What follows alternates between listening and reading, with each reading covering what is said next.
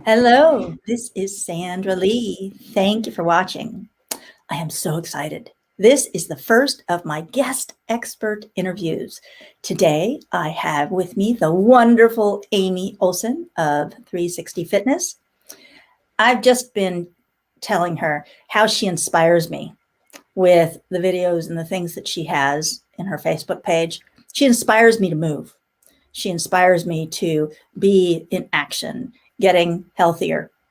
I was down in Olympia for 6 weeks and I was busy, and my normal routine for fitness movement, I fell off the wagon. I wasn't doing it. I've been home for over a month and I wasn't back into doing my fitness. Amy helped to inspire me to get back on.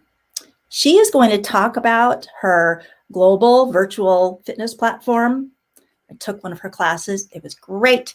And then I was just telling her that one of the things she shared about a Tabata timer for timing myself in doing fitness exercises. So I was just telling her that I really appreciated that too. So she has been really helping me to be healthier and in movement. Welcome, Amy. Hey, thank you for having me on here. This is a real pleasure. Really excited to be here and talk about, yes, my global virtual fitness gym platform, whatever you want to call it. Where do you want me to start? Start at the beginning. Part of what I want to talk about is your philosophy of how you work with people in fitness, and then tell people about the why you started a virtual gym. Sure. The biggest motivation that I have to work with people and work with people in fitness and wellness and along their health journey is because everybody inspires me. For one, I can't say that I have one favorite client, but I learn so much from everybody and I can take that forward. But what motivates me is people have so many different stories and so many different reasons why. And it's not just about a number on a scale. It can be medical, it can be familial, it can just be environmental, it can just be from the heart, like I don't feel comfortable in my own skin. Everybody has such a different story. And to work with so many different people on so many different levels is truly inspiring to me, because when you get that many people wanting to be healthy, it inspires me to be the best I can be. For real. It's definitely, I mean, I've been doing this for 30 years and it has been such a joy to work with people all over the world in so many different capacities. So how would you work with someone who has not been moving, is not fit, and wants to get in shape?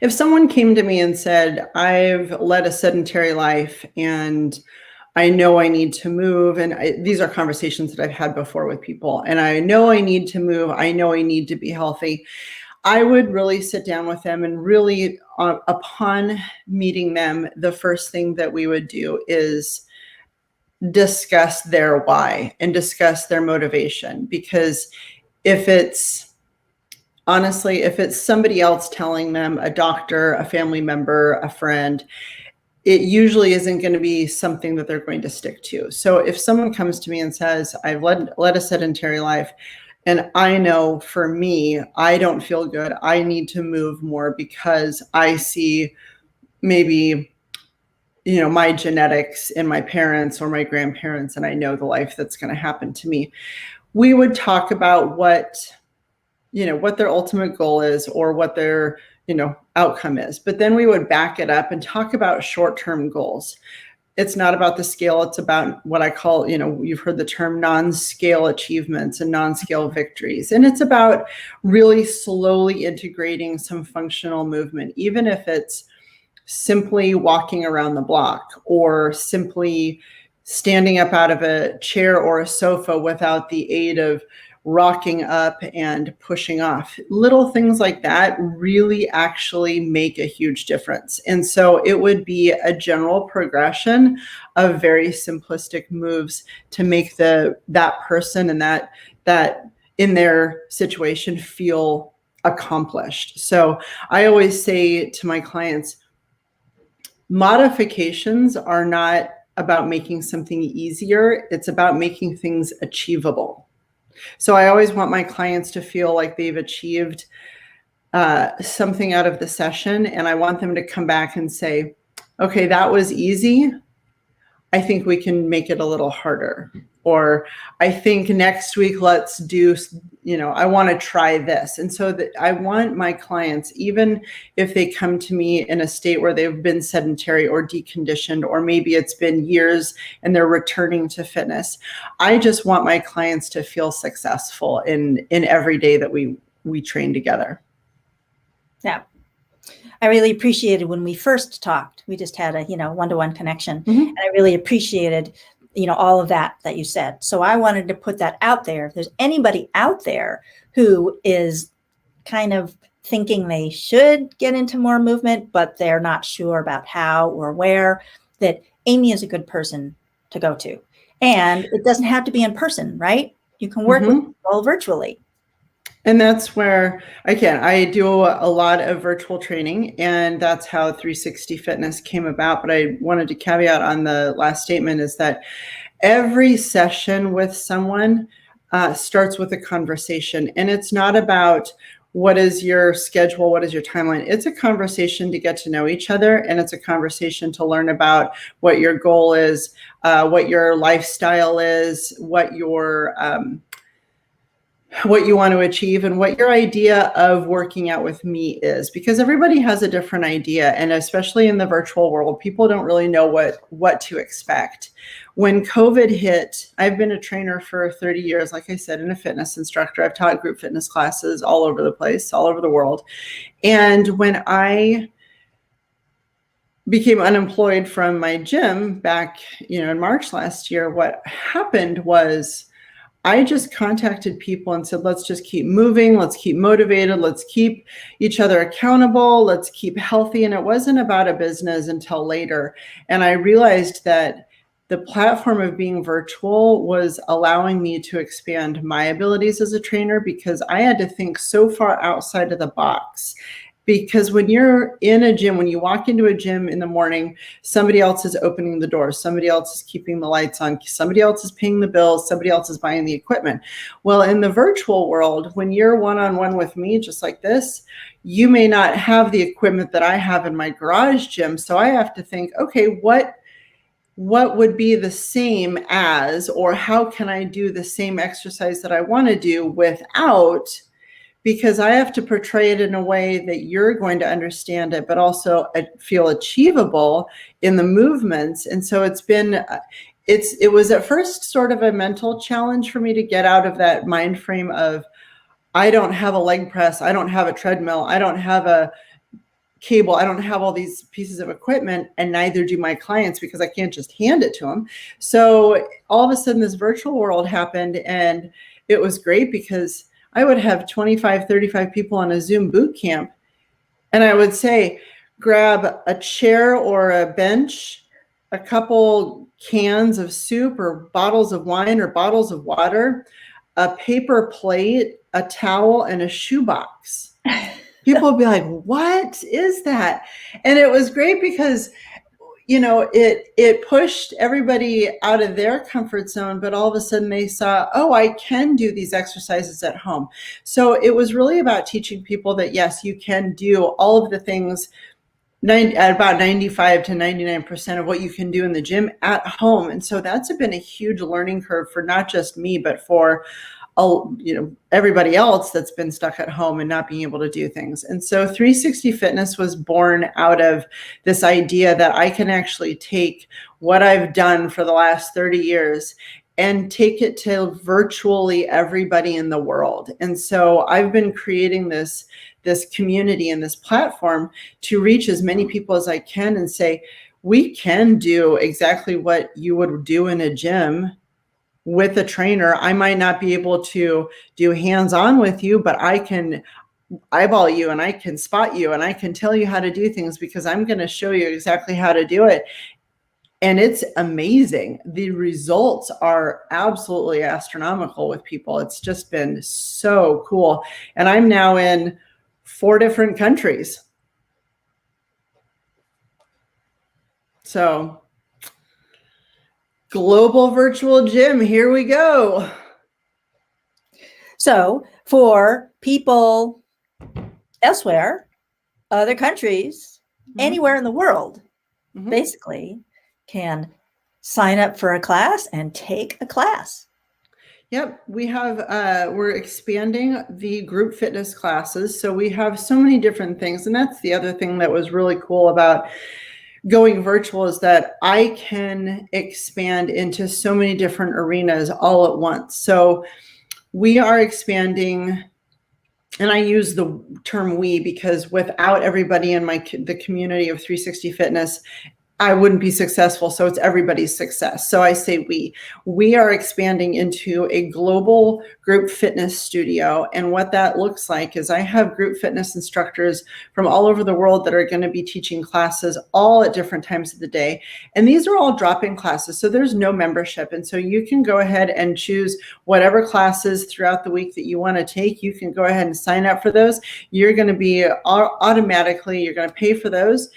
Then you're going to be given a link to those classes, and go ahead and log on, and you've got, however many people are taking that class. Your instructor is somewhere else in the world. You can interact with them. I mean, when was the last time you took a class with someone teaching you from France? I mean, that's really awesome. Or Italy, or Scotland, or Los Angeles. No, just kidding. But it's going to be, we're launching that in September, and I'm hoping to go even broader and have as many classes as I can, because the platform, what I love is that you can interact with the instructor. If you have something that you're like, hey, I can't do lunges like that, or I can't do X move, do you have a modification? That instructor is going to be right there talking to you, giving you modifications, building your workout as well as everybody else's. Amazing. Yeah. So language. Are all these people in other countries? What language are the classes going to be in? English.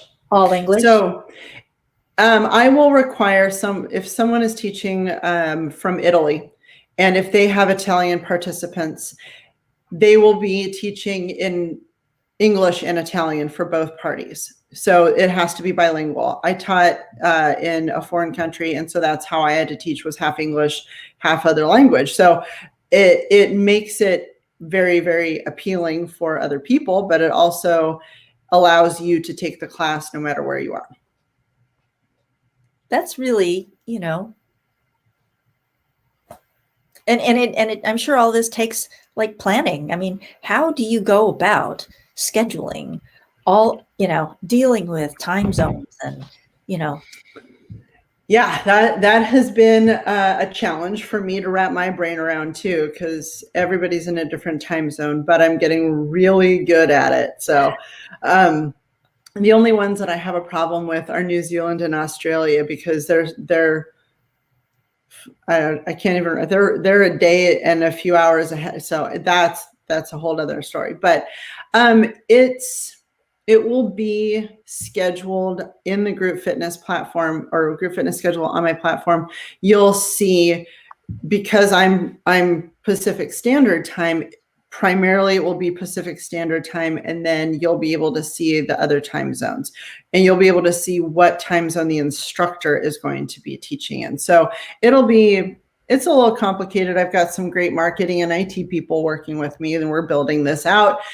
And I probably am putting the cart before the horse a little bit, but that's kind of how everything has been. I mean, I kind of started this and I was like, okay, carts before the horse. I think the horse is dead in a field somewhere waiting for the cart, and the cart is long gone. So, I kind of have to go with it and just storm this path, because I'm so passionate about it. And I've just had this vision of not just having local fitness and local instructors and a local place, but it's global. I've always felt fitness has to be global, not local. I know I talk a lot about it. Amazing. Well, no, that's what we're here for, to talk. So is there anything else that you want to say? What do you want to share? Training virtually, people a lot of times don't understand quite what to expect. And I just wanted to kind of go over maybe a first session. And like I said, it's a Zoom session.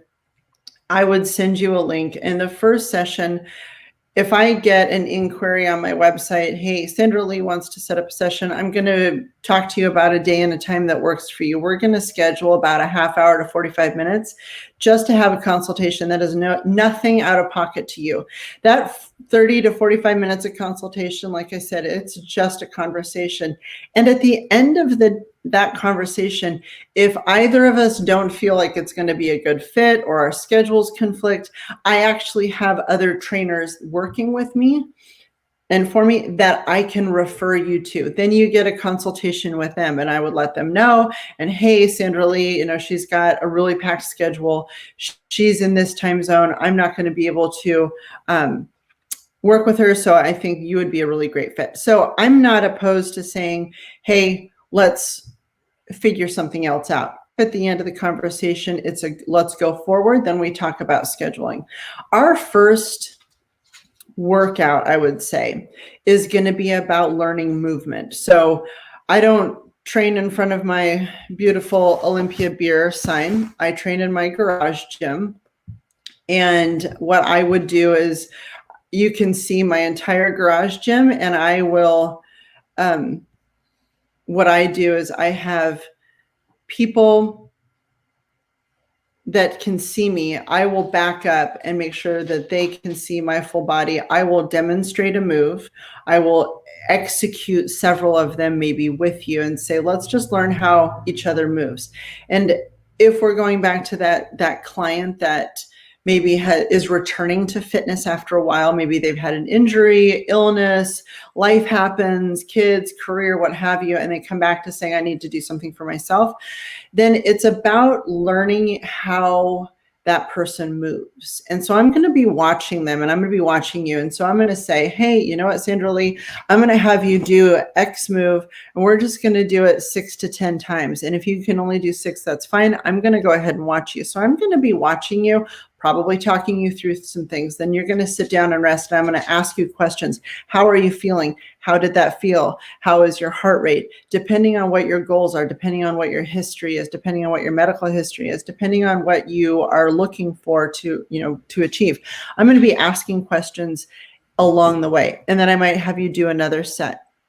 And then we'll go on from there. And until we establish, yes, this is a great plan, this is a great relationship, then I'll start to move into, okay, do you have any hand weights? Do you have any bands? Yes, I've got 5-pound weights. Yes, I've got this stretchy band. Okay, I can start formulating a progressive workout for you, depending on your need. A lot of times my clients will say, well, let's just do once a week for 4 weeks, and then we'll see. Okay, that's great. I want to give you tools to put into your tool belt. So at the end of those 4 weeks, if you say, great, I feel amazing, let's keep going.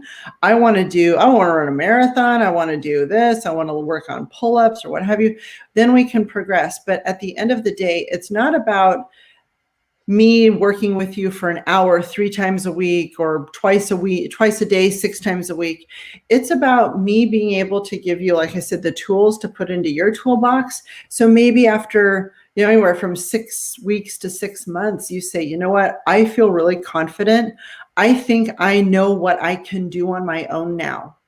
I've got some things here. I've set up my office, my spare bedroom, my garage, my porch, whatever. I feel good about what you've given me. And in another 6 weeks, I'm going to go ahead and make another 6 appointments with you, or another 6 months, and we'll do that.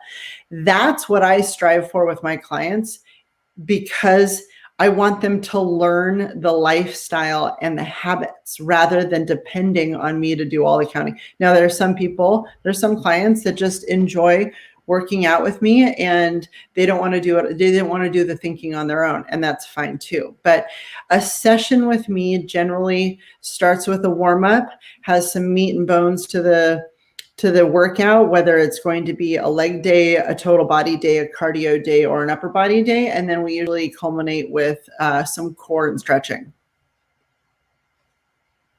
Now, I know that we have some friends Mm-hmm. who are, have big things they're doing, and they rave about Amy and how she is kicking their butt and getting them going, and they're in better shape. They're looking good. So she's working with people on all ends of the spectrum. Mm-hmm. Yep. I work with so many different people from so many different backgrounds, and I love the diversity. And like I said in the beginning, I have learned something from every single one of my clients, and every single one of my clients teaches me something, whether it's an outlook on life, whether it's a language that I need to change in my verbiage, something that I didn't know I was conveying, to a movement pattern, or it could be a variety of things, but every single one of my clients teaches me something, not only about the industry that I love, but also about myself. And I love working with athletes that are, hey, I want to get my marathon time down so that I can qualify for Boston. Okay, let's go out and run. Let's go out and run. And we're going to let's schedule it out. When's your marathon? When's your race? I love working with people that say, hey, I've got a 2-year-old granddaughter that I want to chase around the yard. Okay, let's work on that. Or rehabbing knee replacements or hip replacements, or just weekend warriors that say, I just want to be healthy. Yeah. Trina has been here. Thank you for joining us, Trina. If you have any questions, you can go ahead and stick them in the chat. So recently, Amy had an injury, and watching her recover from her injury was amazing.